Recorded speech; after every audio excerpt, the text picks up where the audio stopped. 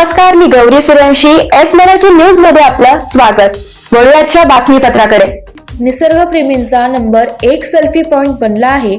सध्या पावसाळा सुरू असल्याने भिवतास धबधबा व परिसर दिवसेंदिवस गर्दीने फुलत आहे. या ठिकाणी परिसरातून नाशिक जिल्ह्यातून तसेच गुजरात राज्यातून पर्यटक आपल्या संपूर्ण परिवारासह दुचाकी, चारचाकी वाहनाने या ठिकाणी येऊन अप्रतिम निसर्ग सौंदर्याने नटलेल्या परिसराचा व धबधब्याचा आनंद लुटून धबधब्यासोबत आवर्जून सेल्फी घेत आहे.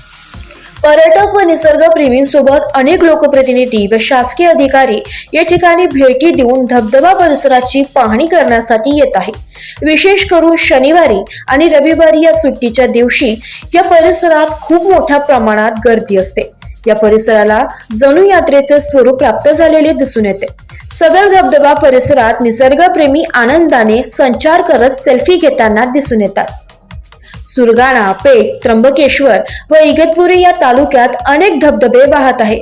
यातच भिवतास सुरगाणा धबधबा 100 फूट खाली कोसळतो. आकर्षक रूप धारण केल्याने परिसरातील पर्यटकांना त्याची भुरळ पडते.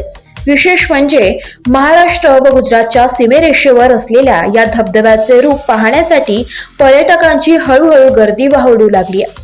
येथे जाण्यासाठी ग्रामीण भागातून जावे लागते. कोणी स्टंटबाजी करू नये, धोक्याची वळण असल्याने वाहनांचा वेग मर्यादित ठेवावा अशा सूचना पोलीस यंत्रणेकडून दिल्या जात आहेत. अशाच ताज्या घडामोडी जाणून घेण्यासाठी आमच्या एस मराठी न्यूजला लाईक करा, शेअर करा, सबस्क्राईब करा आणि पाहत रहा एस मराठी न्यूज.